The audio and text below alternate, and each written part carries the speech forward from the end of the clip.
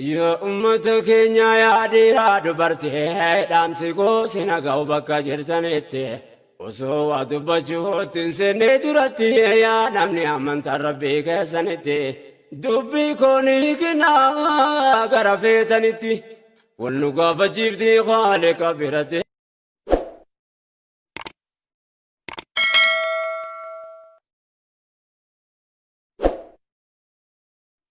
بسم الله الرحمن الرحيم الحمد لله رب العالمين الصلاة والسلام على رسول الله صلى الله عليه وسلم السلام عليكم ورحمة الله وبركاته ودنا يتكبراتشو أهتون دموتي انديت ناتشو بالاچو بتبوتا يا الله رحمتنا إذنت كان انت قريهون يالكوين يا يجمرنا تركا على أسلكاش የቴሌግራም ፕሮፋይል እሱን ኢንሻአላህ ባለፈው ቀን ክፍል 4 አቅርቤላችሁ ነበር።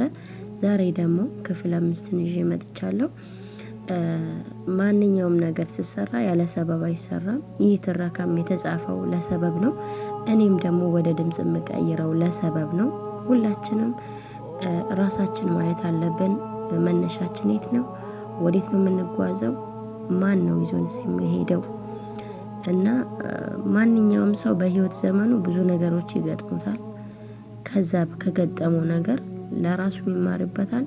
ሌላው ሰው ደግሞ እንድማርበት ታሪኩን ያካፍላል ማለት ነው። ሳስበው ይሄ አስለቃሽ የቴሌግራም ፕሮፋይል ይሄንን ያካተተ ነው። ለማንኛውም ኢንሻአላህ ክፍል 4 ሃይደርና ህክማ ያው ተገናኝተዋል። ከዛ በኋላ ህክማ በፍቅሩ ተጠልፋለች። ሃይደርስ ጉዞ ወዴት ነው?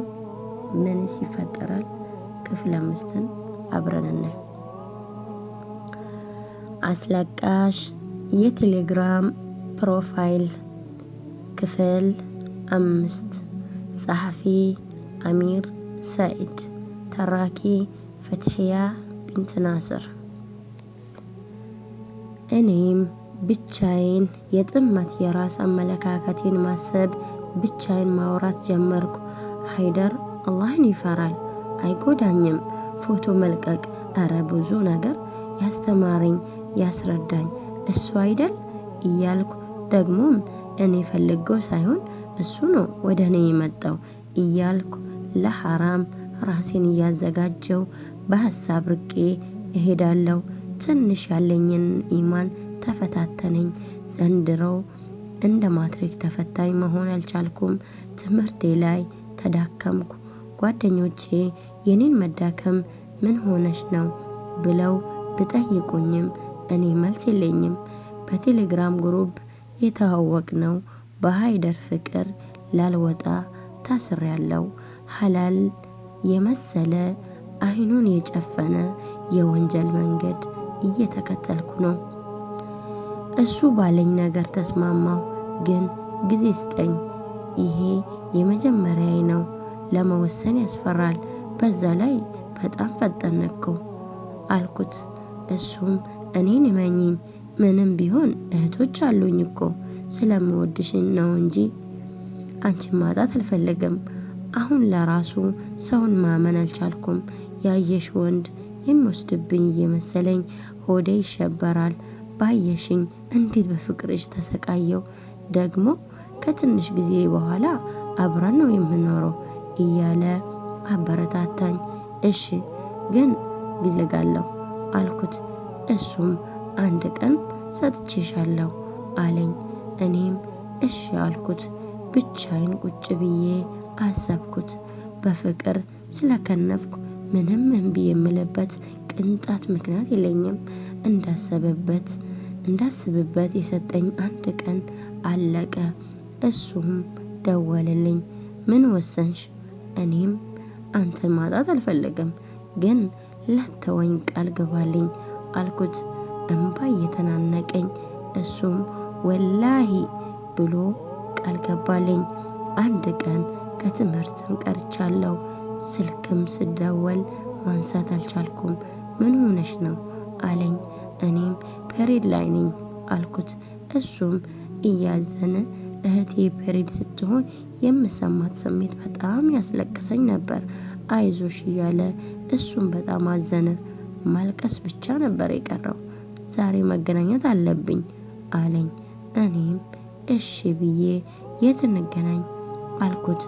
እሱም ከአሱር በኋላ ሃሩን ሆቴል እንገናኝ ተባብለን ከዛም ሃሩን ሆቴል በቀጠረኝ በሰዓቷ ተገኘው። ጋበዘኝ። እሁድ ስደርስ ደግሞ ወበሪ ሆቴል ጋብዝሻለሁ ብሎ ለእሁድ ፕሮግራም ይዘን መግሪብ አዛን ሊል ስል በመኪናው እቤቴ ድረስ ሸኘኝ። እሁድ ደረሰ። ወበሪ ሆቴል ድረስ አብረን በመኪና ሄድን። እዛም ላልተውሽ ላትተይኝ ዛሬ ቃል የምንግባባበት ቀን ነው አለኝ። እኔም አንተን ላለለይ ብዬ ቃል ገባው። እሱም እንደኔው ቃል ገባ። ከዛም በመቀጠል አይንሽን ጨፍኝ አለኝ። እኔም አይኔን ጨፈንኩ። ከዛም ለመጀመሪያ ጊዜ ሳመኝ። እኔም ደግሞ ምንም መልስ የለኝም አይኑን ከማየት ውጪ። ከዛ ሂኩ ምን ነው ደበረሽ እንዴ አለኝ። እኔም አረ ችግር የለም አልኩት። ችግር የለም ለወደፊት የማይፈታ ችግር ይዞ ይመጣል። ከዛም ደብረ ዘይት ሄደሽ ታውቂያለሽ አለኝ። አረ በጭራሽ አላቅም አልኩት። እሺ እኔ ጋር ሄደን አሳይሻለሁ አለኝ። እምቢ የምልበት አቅም የለኝም። እሺ ይበልጣል ከ1000 የተባለ ይመስል መልሴ ሁሉ እሺ ነው። ፔሬድ ላይ እንዳለው እስከምጨርስ ጠይቀኝ ነበር። ሲሻለኝ ስጨርስ ነገርኩት። ደስ አለው።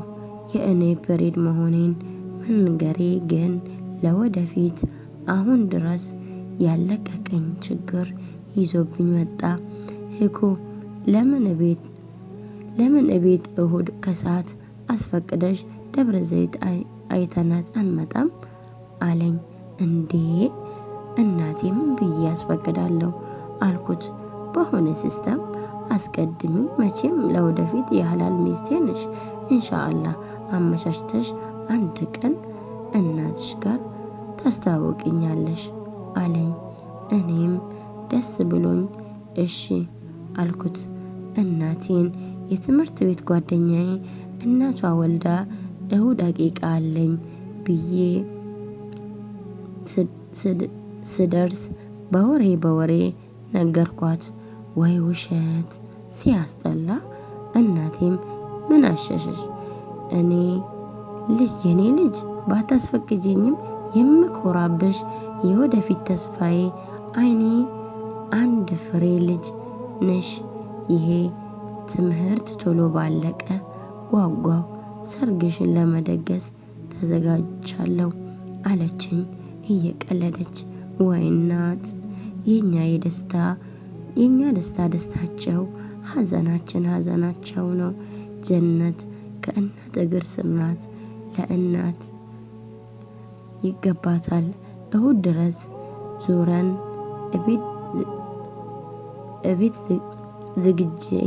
እቤት ሰግጄ እሁድ ደረሰ።